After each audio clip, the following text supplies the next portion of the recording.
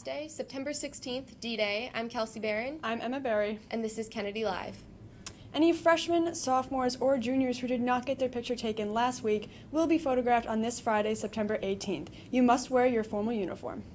Any senior who is going to have their senior portrait retaken must call for an appointment this week. If you do not have an appointment, you will not be photographed.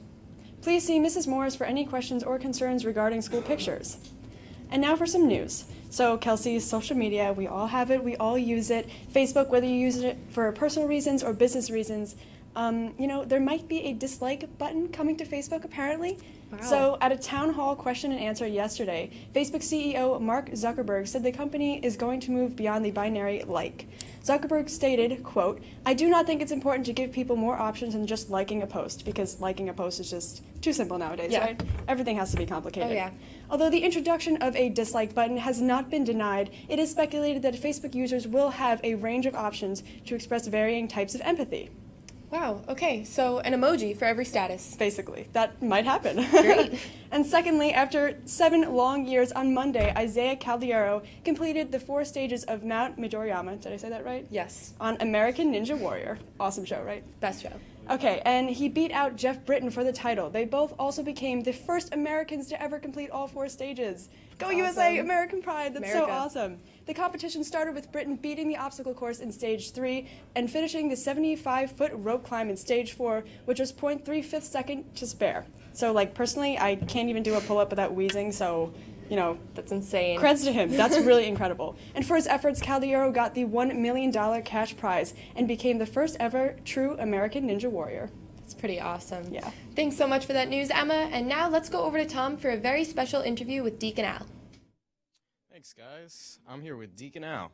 So, Deacon, I heard that your two cats passed away this summer. Yes. Could you tell us more about that? I had 2 cats. They were ragdoll cats with a breed.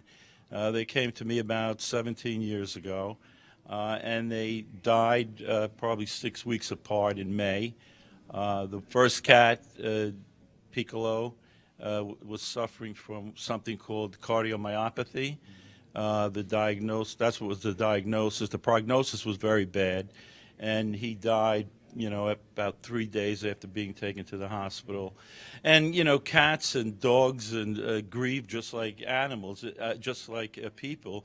And the other cat started to grieve and mourn the loss of his brother. And he was suffering.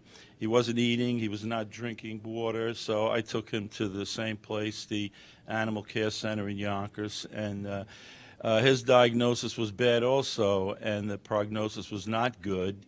And because he wasn't eating or drinking, his kidneys failed, and he died. So they go through the process just like we do. Mm-hmm. And, of course, as a person who they lived with for 17 years, I had to deal with it too. And how did you cope with the loss? There are things in place, like at the Animal Care Center, for instance. There's bereavement center. I attended the bereavement center, and I thought it was good.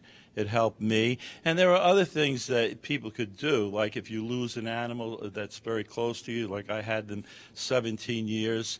If you have photos of them, you can make a collage, or I had a portrait made of the cats. And then you could establish a memorial in your own home for the cats, which I did. And they were cremated. They were put in urns, and the urns are designed so you could put a picture in them, and each urn had a picture of the cats in them. Yeah. And I developed a little memorial at home. So nice. When a cat or an animal dies, the process is the same as when a human dies, and you could cope with it easy. So I heard that you have 2 new cats. That's great. Yeah. That's wonderful. Right, the same breed cats, and it's up to the individual. Like in my case, I waited 6 weeks. Some people might feel that immediately they should get a new animal, and I thought it was good that it's good to have them, and they're the same breed, came from the same breeder. From Lake Ontario, and they bring a lot of comfort and joy, and they have their own personalities. It's not that they're there to replace the other cats. You can never do that, but they do bring their own character and personality and joy, and and I'm enjoying them now at this point. All right, thanks, Deacon. Now back over to Emma. Thank you. Thank you, Tom and Deacon Al, for that fabulous interview. We have just a few remaining announcements. This is a call for all student volunteers. Anyone interested in playing in the golf outing must have 2 licensed drivers in their foursome. Learner's permits are not acceptable. Student volunteers throughout the rest of the day are also required. Seniors and juniors are preferred. To sign up to play or volunteer, please see anyone in the advancements office in the lower library. Anyone who ordered spiritware from the varsity field hockey team, please see Christina Rowland in room 119. Anyone interested in the spring golf team or the mixed martial arts club, please see Mr. Rossage in room 119 after our program. Kennedy Catholic has 4 outstanding student participants selected to perform at an advanced level with the Northern Westchester Honors Youth Wind Ensemble. Students are invited to work with Dr. Bradley Ethington, conductor and professor from Syracuse University. The concert is on Saturday, October 3rd. Congratulations to them. Well, I'm Kelsey Barron. I'm Emma Berry. And this has been Kennedy Live. Have a great day.